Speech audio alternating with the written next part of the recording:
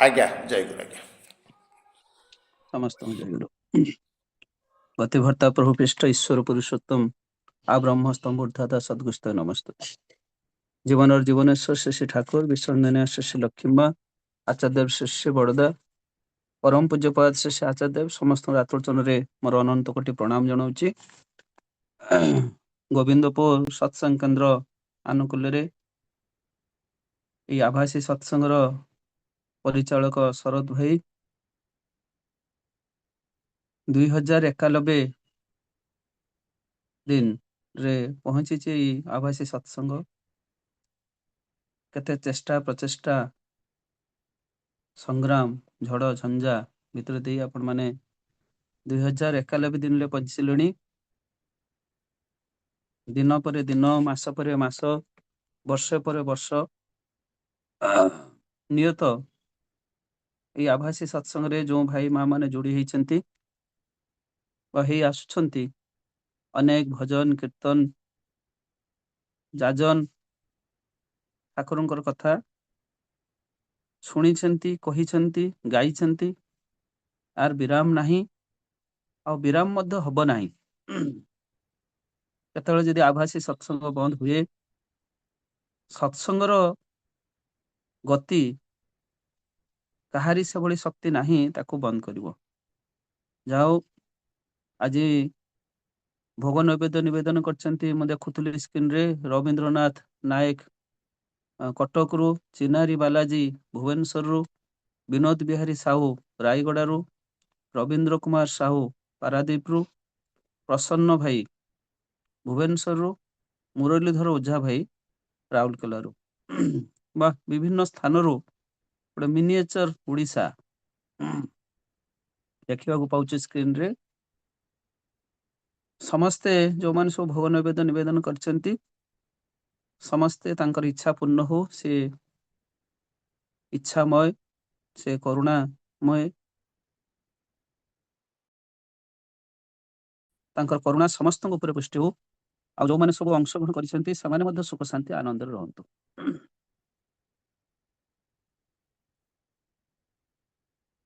ଆଉ ଶରତ ଭାଇ ଫୋନ କରିଥିଲେ କି ଭାଇ ଫୋନ କରନ୍ତି, ମୁଁ ତ ଗୋବିନ୍ଦପୁର ସେଟିଂ କରିଛି। ଆଉ ଅନେକ ବାର କୁହନ୍ତି, ପୁଣି କେତେ ଆଉ ଯାଜନ କରିବା। ଆଉ ବେଳେ ବେଳେ ମଧ୍ୟ କ୍ଳାନ୍ତ ଲାଗେ ଠାକୁର କାମ ଭିତରେ ଦେଇକି। ଯେତେବେଳେ ଠାକୁର କାମଟା ଧିମେଇ ଯାଏ, କାହିଁକି ଆମ ମଣିଷ ସମାଜ ଏ ସତ୍ୟକୁ ଗ୍ରହଣ କରିପାରୁନାହିଁ। ବେଳେବେଳେ ମନରେ କଷ୍ଟ ଆସେ। ଏତେ କଥା କୁହାହଉଛି, ଏତେ ମଣିଷ ମାନେ ଶୁଣୁଛନ୍ତି, ଆମମାନେ ସବୁ ସତ୍ସଙ୍ଗ ଯାଉଛେ,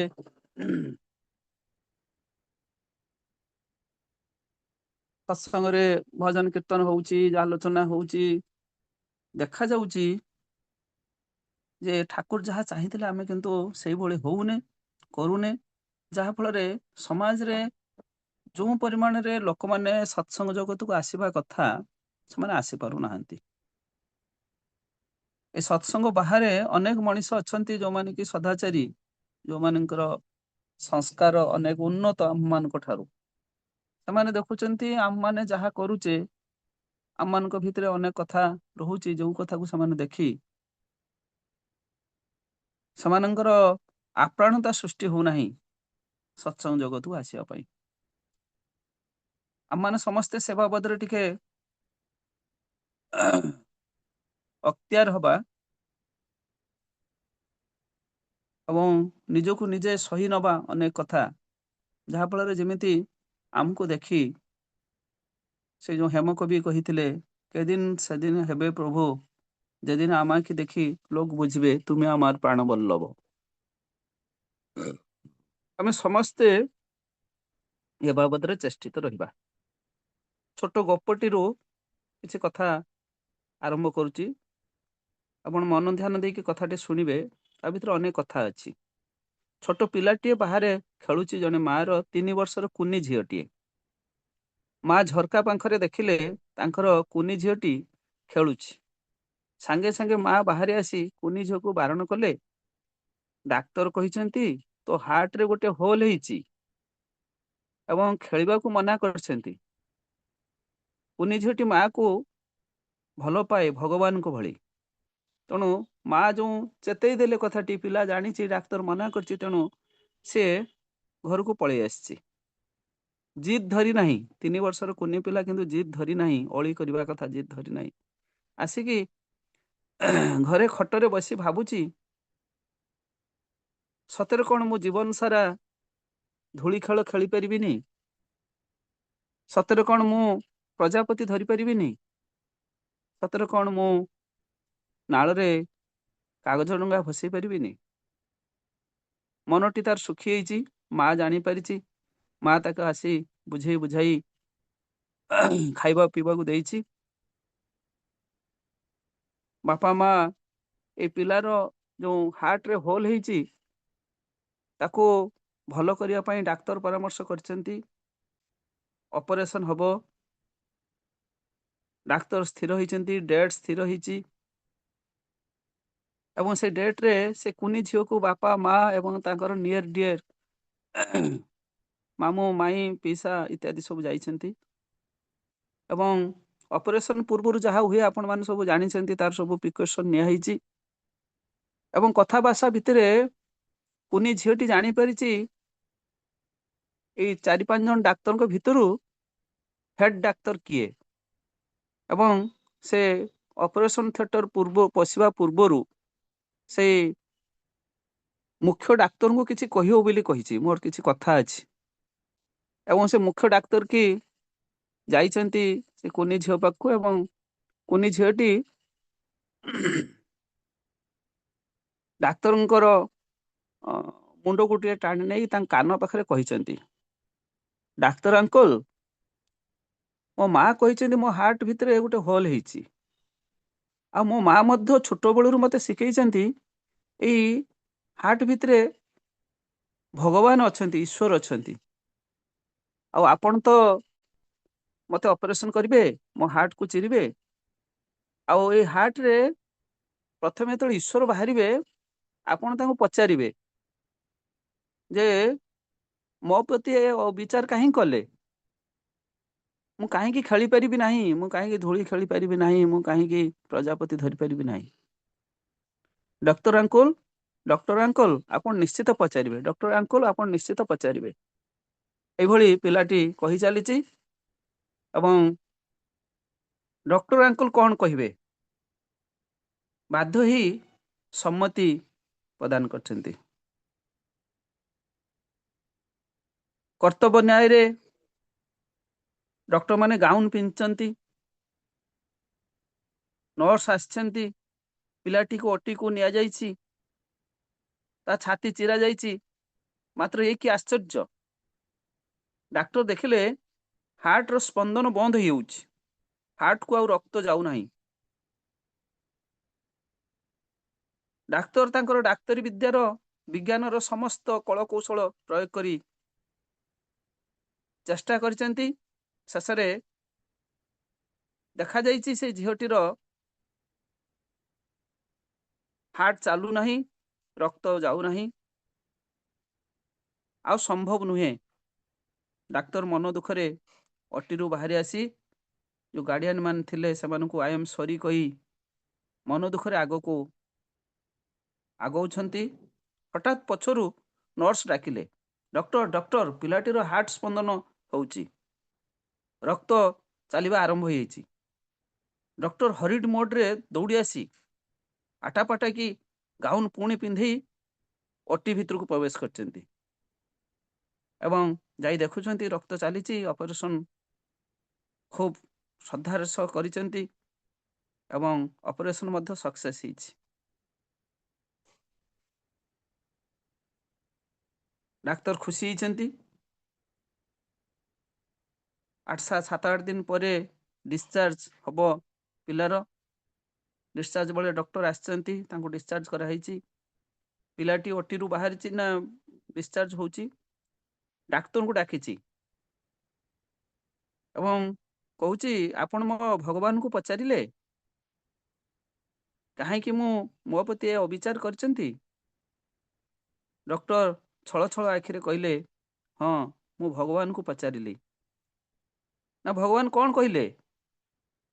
भगवान कहले आउ तोर भय नहीं, तो प्रति आउ अविचार करा जीवो नहीं, तू एबे समस्त सहित धूली रे खेली पारिबु, प्रजापति धरि पारिबु, आउ नाल रे डंगा भसाई पारिबु।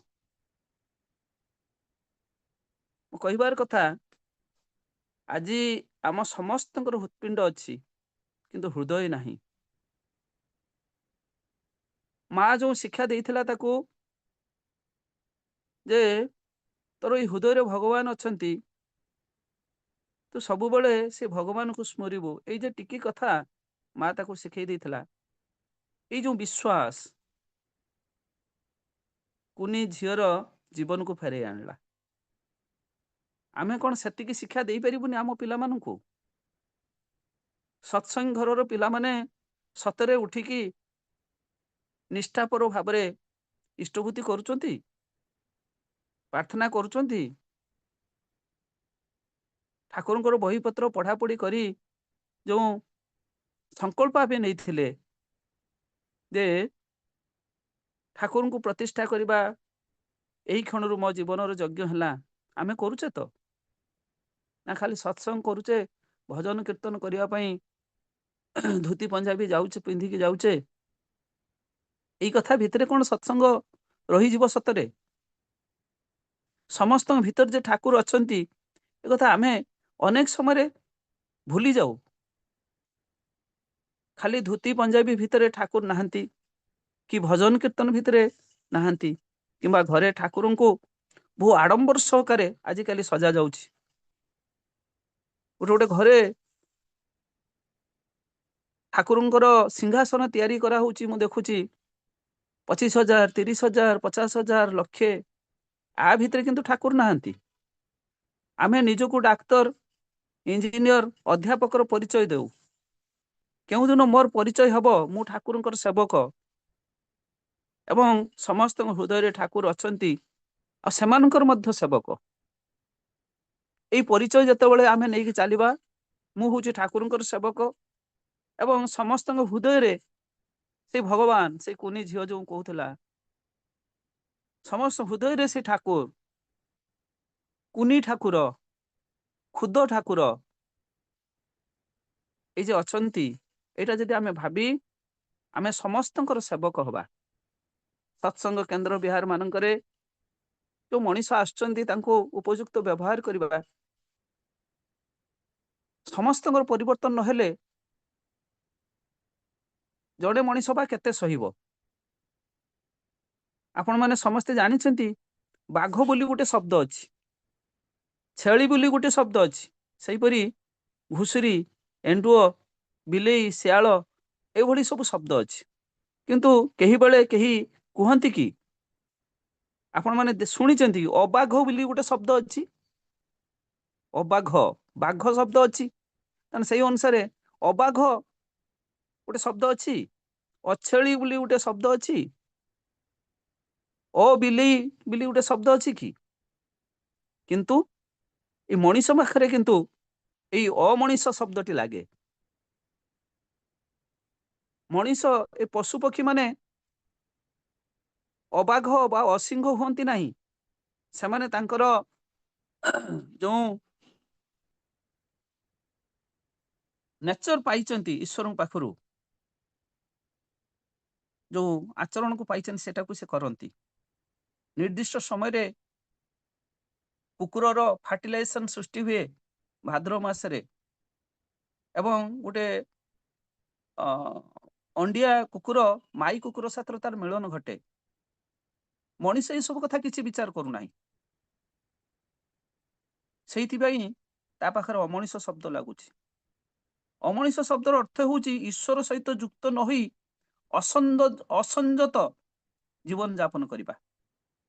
ईश्वर सहित युक्त होई जजन जाजन इष्टभूति कले अमनीष मनीष हुए। जजन बोले मो स्त्री केमिति ठाकुर को नेकी चलिबो, मो दाम्पत्य जीवन रे केमिति ठाकुर रहिबे, मो परिवार रे प्रार्थना भितरे ठाकुर किपरि देखा जिबे, ई भाव नहीं चलिले जजन हुए। आमे जो जजन जाजन इष्टभूति कथा कहू, ଏ ଶବ୍ଦଟା ଯେମିତି ସତ୍ସଙ୍ଗୀ ମାନଙ୍କ ପାଖରେ ଗୋଟେ ଖାଲି ଗୋଟେ ପାଟିରୁ ବାହାରିବାର ପାଟିରୁ ବାହାରି ଯାଏ, କିନ୍ତୁ କେହିଭଳି ଆମେ ପ୍ରଶ୍ନ କରିନୁ ନିଜ ମନ ଭିତରକୁ ଯଜନଟା କଣ, ଏଇ ଯଜନ ଭିତରେ ମୋର କର୍ତ୍ତବ୍ୟ କଣ, ମୋ ପରିବାରର କର୍ତ୍ତବ୍ୟ କଣ। ଯଜନ ଗୋଟେ ଶବ୍ଦ ନୁହେଁ।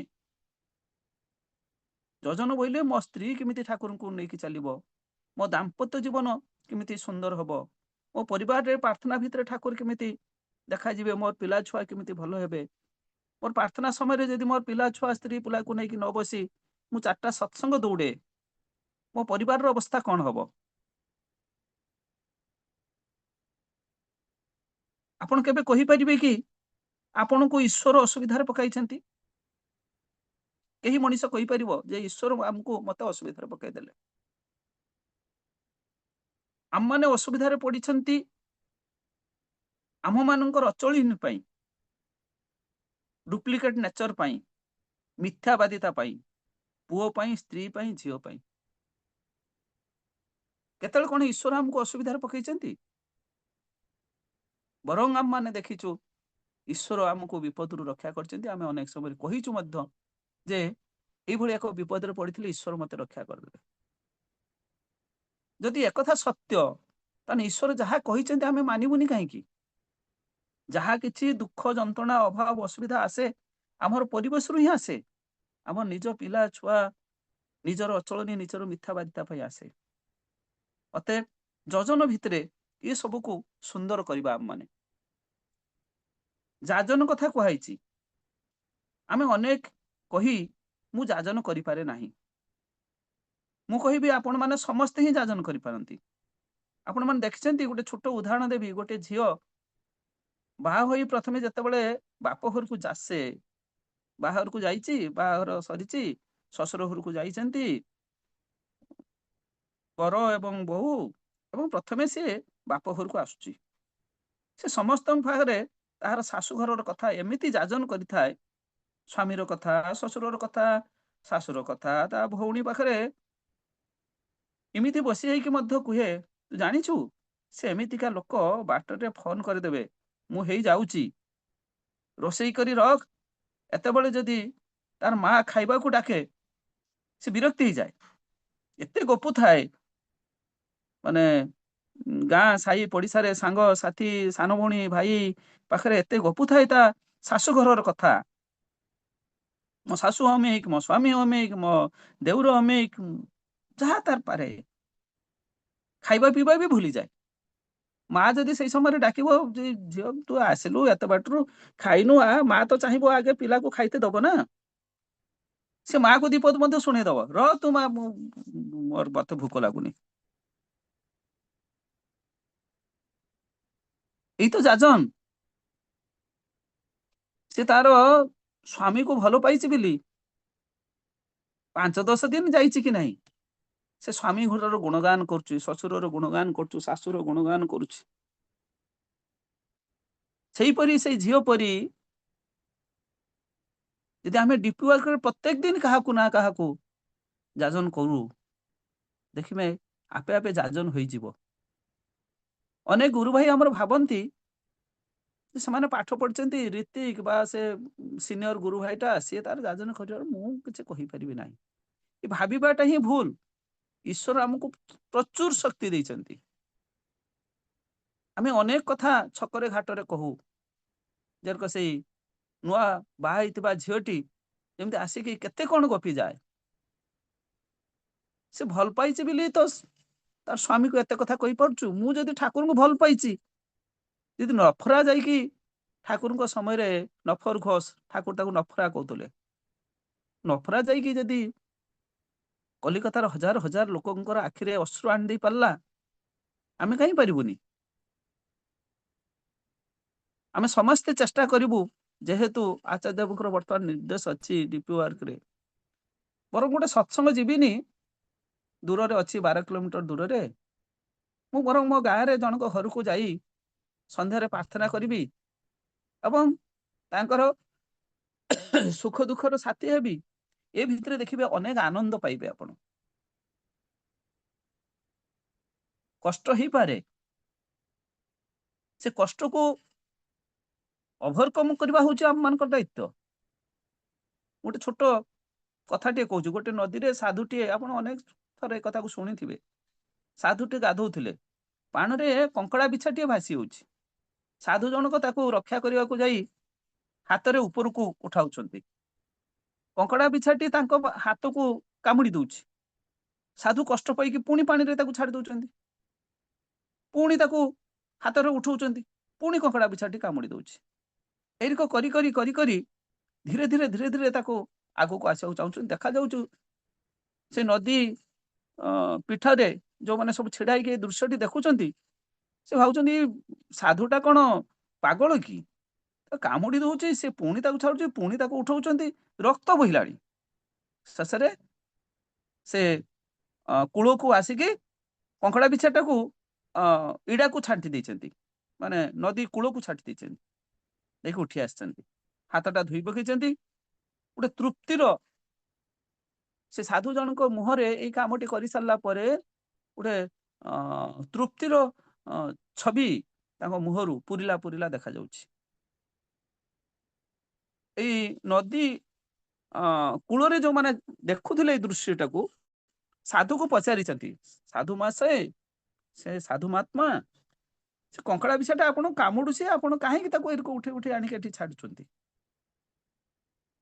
साधु महात्मा कहते जे कंकड़ा बिछार धर्म होची कामुड़ीबा से जहा को पाई से कामुड़े काले से निजे रक्षा पाइबो ता धर्म जदि से रक्षा करि पारुची मनीषर धर्म होची अन्य को सेवा दबा। मु कहीं कि मो धर्म रु वंचित हेबी अतएव ये साधु महात्मा कथारू यह विचार्य जे आम मैंने सब संकल्प नहीं दीक्षा नवा समय जाजन करवा हूँ मोर धर्म जाजन रु शक्ति मिले जाजन कले आपन किसी समय सब कथा भूली ईश्वर कथा कहते जो मु काली मना करतुनी गोविंदपुर रे परदिन फोन करथिले अनेक काम भी रोची घर संसार ये सब कथा भी रही मुझे किसी समय ठाकुर कथा कहूँ मु सब किसी भूली जाइए बर्तमान ठाकुर से कहते जाजन कले शक्ति मिले ये गला जजन जाजन कथा समय संकेत देलानी आ 6 मिनिट अच्छी इष्टभूति पूरे पार्चु कि देखे इष्टभूति आमे सब सस्त नहींचु निरामिष खाऊचु मात्र निरामिष विषय आमर धारणा नहीं। जड़े नीतिंकर देह असुस्थ होती से जाई से बड़दा को निवेदन करछंती देह भल रहू ना बोली बड़दा कहते ताकू जाई कह निरामिष खाइब भाई जन कहते सी पूरा ऋतिक से बड़दा कहते ऋतिक हल कि हल कह निरामिष खाइब निरामिष अर्थ नुहे बिना प्याज रसुन रे तरकारी करबा नाली रक्त झोल भलिया देखा जाउथबो मसला टसला पड़िथिबो निरामिष बोले सिजा पनीपरिवार तरकारी पूजनीय बड़ बौदी आसाम रो काजुदा को बेले दिन 10टा समय पचारुछंती काजुदा आपण माने जानिथिबे कि माने जदि वयस्क लोक थिबे काजुदा गुटे जन विराट ऋतिक बहु दीक्षा देइछंती आमे सुनिचु मु अवश्य तांको देखि नाही कि तांक कथा पढिछि जानिछि। हठात दिने आश्रम रे बड़ बौदी बोले अशोक आमर परम पूज्यपाद श्री श्री दादा अशोक चक्रवर्ती सहधर्मिणी बड़ बौदी बोले काजुदा आपण आज इष्टभूति करछंती ना हाँ ना किमिति कले ना इष्टभूति मु धरिकी मंत्र उच्चारण करी कली बड़ बौदी कौन तांकर देखिछंती काजुदा भितरे जने सहचरू कहते एठू अच्छी आणलु 10 टंका एवं दे काजुदा को दे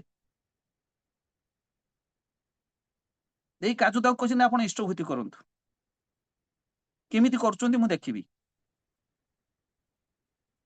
काजुदा इष्टभूति करछंती दिन 10टा समय इष्टभूति करिसेंती सकाळे बड़ बौदी कौन तांका भितरे देखि पारछंती एते बड़ ऋतिक ଯେତେବେଳେ ସେ ଇଷ୍ଟଭୂତି ମନ୍ତ୍ର ଉଚ୍ଚାରଣ କରୁଛନ୍ତି, ବଡ ବୈଦ୍ୟ କହୁଛନ୍ତି, ଏଇ କାଜୁଦା ମଥାରେ ଠାକୁର ଆସେନି ତ? ମଥାରେ ଠାକୁର ଅଛନ୍ତି ତ ଇଷ୍ଟଭୂତି କରୁଛନ୍ତି? ଅର୍ଥାତ୍ କାଜୁଦା ଭଳିଆ ରୀତିଙ୍କୁ ବଡ ବୌଦ୍ଧ କହୁଛନ୍ତି ଇଷ୍ଟଭୂତି କଲାବେଳେ ଯେମିତି ମଥାରେ ଠାକୁର ରହିଥାନ୍ତି। ଇଷ୍ଟଭୂତି ଗୋଟେ ଅଭିନୟ ନୁହେଁ। 5 ଟଙ୍କା 10 ଟଙ୍କା ଧରି ସକାଳୁ ଉଠିଲେ, ବସିଲେ, ମୁଣ୍ଡରେ ମାରିଦେଲେ, ମନ୍ତ୍ର ଉଚ୍ଚାରଣ କରିଦେଲେ, ରଖିଦେଲେ ଯେ ଇଷ୍ଟଭୂତି ହୁଏ, ଏ ପ୍ରକାର କଥା ନୁହେଁ। କାଜୁଦା କୁ ଏଇ କଥା କୁହାହଉଛି। ଏ କାଜୁଦାଙ୍କ ବିଷୟରେ ମୁଁ ଆପଣଙ୍କୁ ଆଉ ଗୋଟେ କଥା କହିବାକୁ ଚାହୁଁଛି। ଅର୍ଥାତ୍ ଇଷ୍ଟଭୂତି ମୁଁ କହିବାକୁ ଚାହିଁଲି ଆ ଭିତରେ ଯଜନଟା ଆମେ ନିଜର ପିଲା ଛୁଆଙ୍କ ଭିତରେ ଆନନ୍ଦ ସୃଷ୍ଟି କରି ପ୍ରାର୍ଥନା ଇତ୍ୟାଦି ସବୁବେଳେ ପଢାପଢି ନିଶ୍ଚିତ ଭାବରେ ଯେମିତି ଘର ଭିତରେ ଗୋଟେ ଘଣ୍ଟାଟିଏ ସମୟ ରହୁ, ଠାକୁରଙ୍କର ବହିପତ୍ର ଇତ୍ୟାଦି ପଢାଯିବ, ତାପରେ କ୍ୱେଶ୍ଚନ ଆନ୍ସର ହବ। ଯାଜନ ବୋଇଲେ ଆମେ ଅନେକ ଗପସପ ହଉଛେ, ଠାକୁରଙ୍କ କଥା କୁହାଯିବ।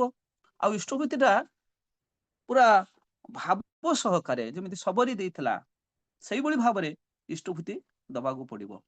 ଏଇ କାଜୁଦାଙ୍କୁ ଯୋଉ ବଡ ବୌଦ୍ଧ ଏଇ ପ୍ରକାର କଥା କହିଲେ, କାଜୁଦାଙ୍କ ବାବଦରେ ଆପଣଙ୍କୁ ଆଉ ଟିକେ ପରିଚୟ କରିଦବାକୁ ଚାହୁଁଛି। ଏଇ କାଜୁଦା ପୂଜ୍ୟପା ଦାଦା ଗୌହାଟୀରେ ଥାନ୍ତି। ସକାଳ ପ୍ରାର୍ଥନା ପରେ 3 ଦିନ ରହିଲେଣି।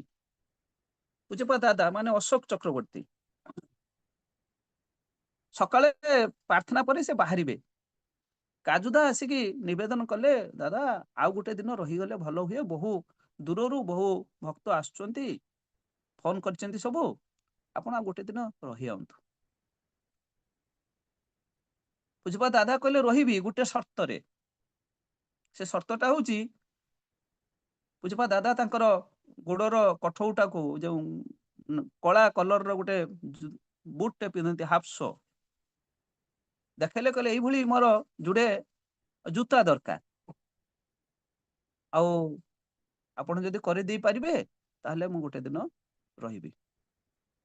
କାଜୁଦା ହଁ ଭରିଲେ, ଜଳଖିଆ ଫଳଖିଆ ଖାଇକି ବାହାରି ଗଲେ। ଆସାମର ମାର୍କେଟକୁ ଗଲେ, ମୁଚି ଦୋକାନ ସବୁ ଖୋଜିଲେ। ଖୋଜୁଛନ୍ତି ଦିନ ତମାମ, ଯାହାକୁ ଦେଖଉଛନ୍ତି ସେ ନାଁ କହୁଛନ୍ତି। ଦିନ ତମାମ ବିତି ହେଇଛି, ସନ୍ଧ୍ୟା ଆସିଛି, ହେଇପାରୁନି। କାଜୁଦାଙ୍କର ମନ ଦୁଃଖ ହେଲାଣି।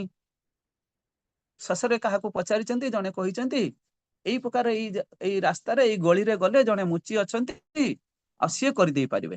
ତାର ସନ୍ଧାନ ନେଇକି ସେ ଯାଇକି ପହଞ୍ଚିଛନ୍ତି। ସେ ମୁଚି ପାଖରେ ପହଞ୍ଚିଲା ବେଳକୁ କାଜୁଦାଙ୍କୁ ସନ୍ଧ୍ୟା 9ଟା, ଅର୍ଥାତ୍ ରାତି 9ଟା କହିବା ଆମେ, ରାତି 9ଟା ହେଲାଣି। ଦେଖିବାକୁ କଦାକାର ଚେହେରା, କୁତ୍ସିତ ଚେହେରା, ମଦ ପିଇଛନ୍ତି, ସିଗାରେଟ ଖାଉଛନ୍ତି ସେ ମୁଚି ଜଣକ। ଏବଂ ଏଇ ଜୁତାଟା ଯେତେବେଳେ ଦେଖେଇଛନ୍ତି, କହିଲେ ମୋର ଏଇ ପ୍ରକାର ହଳେ ଜୁତା ଦରକାର। ସେ କହିଲେ, ମୁଁ କରିଦେବି, ମତେ 3 ରୁ 4 ଘଣ୍ଟା ଲାଗିବ, ଆପଣ ରାତି 1:30 2ଟା ବେଳେ ଆସନ୍ତୁ। ନା, ମୁଁ ଏଇଠି ଅପେକ୍ଷା କରିଛି। କାଜୁଦା କହୁଛନ୍ତି, ମୁଁ ଏଇଠି ଅପେକ୍ଷା କରିଛି, 30 ହେଇଗଲା, ଆଉ 1 ମିନିଟ ନଉଛି। ମୁଁ ଆଉ ଗୋଟେ, ନା ମୁଁ ଏଇଠି ଅପେକ୍ଷା କରିଛି। ନା, ଆପଣ ଏତେ ଭଦ୍ର ଲୋକ, ଆଉ ମୁଁ ଟିକେ ଡ୍ରିଙ୍କ କରିକି ଏଇ କାମ କରେ, ଆଉ ସିଗାରେଟ ମଧ୍ୟ ଖାଏ, ଆପଣ ଭଦ୍ର ଲୋକ ଏଇଠି ବସିପାରିବେ? ନା, ମୁଁ ଏଇଠି ଅପେକ୍ଷା କରିଛି। ଏମିତି ସେ ଜୁତାଟାକୁ ତିଆରି କଲେ କଲେ କଲେ କଲେ ରାତି 3ଟା ହେଲା। ଏ କାଜୁଦା ବସିଛନ୍ତି, ଏଇ ଯୋଉ ବିରାଟ ଋତିକ ତିଆରି ହେଇଗଲା ପରେ କହିଲେ, ସେ ମୁଚି ଦେଖେଇଲେ, କହିଲେ ଏଇ ଜୁତା ଆପଣଙ୍କର ପସନ୍ଦ? ମାନେ ଜୁତା ଖୋଜିଛନ୍ତି, ତିଆରି ହେଇପାରୁନି, କହିଲେ ଏଇ ଜୁତା ପସନ୍ଦ? ନା, ହଁ। ନା, ଏଇ ଜୁତା ଯାହାର, ଆପଣ ଭଲ କି ଶୁଣନ୍ତୁ, ଏ ମୁଚି ଜଣକ କହୁଛନ୍ତି, ଏଇ ଜୁତା ଯାହାର, ମୁଁ ତାଙ୍କ ପାଖରୁ ଦୀକ୍ଷା ନେଇଛି। ସେ କୋଉଠି ଅଛନ୍ତି ବର୍ତ୍ତମାନ? ନା, ଏଇ କାଜୁଦା ଆଶ୍ଚର୍ଯ୍ୟ ହେଇଛନ୍ତି, ଏ ଜୁତାକୁ ଦେଖିକି ଚିହ୍ନି ପାରୁଛି ଯେ ସେ ତାଙ୍କ ପାଖରୁ ଦୀକ୍ଷା ନେଇଛି ବୋଲି। ଏ କୋଉଠି ଅଛନ୍ତି? ନା, ଗୌହାଟୀ ମନ୍ଦିର ଅଛନ୍ତି। ନା, ମୁଁ ତାଙ୍କୁ ଦର୍ଶନ କରିବାକୁ ଯିବି। ରାତି 3ଟା ବେଳେ, 3:30 ବେଳେ କାଜୁଦା ତାଙ୍କୁ ଧରିକି ଆସିଛନ୍ତି। ଗୌହାଟୀ ମନ୍ଦିରରେ ପ୍ରାର୍ଥନା ହେଇଛି, ପ୍ରାର୍ଥନା ପରେ ଦର୍ଶନ ପ୍ରଣାମ ହେଇଛି। ଆଉ ପୂଜ୍ୟପା ଦାଦା ଏଇ କୁତ୍ସିତ ଚେହେରା, ମଦ ବାସ୍ନା ଥିବା ଏଇ ମୁଚିକୁ ଦେଖି ଅତ୍ୟନ୍ତ ଦରଦରେ ପୂଜ୍ୟପା ଦାଦା କହୁଛନ୍ତି, ଏତେ ଦିନ କୋଉଠି ଥିଲୁ ରେ? ମୁଁ ତତେ ଦେଖିବି ବୋଲି କେତେ କେତେ ଚିନ୍ତା କରୁଛି। ମୁଁ ଶବ୍ଦ ଏଠି ପ୍ରୟୋଗ କରିପାରୁନାହିଁ। ତାପରେ ଜୁତାଟା ଯେତେବେଳେ ନିବେଦନ କରାହେଇଛି, ପୂଜା ଦାଦା କହୁଛନ୍ତି ମୋର ତ ହଳେ ଜୁତା ଅଛି, ମୋର ଆଉ ଜୁତା କଣ ହବ, ମୋର ଏଇ ମଣିଷଟା ହିଁ ଦରକାର ଥିଲା।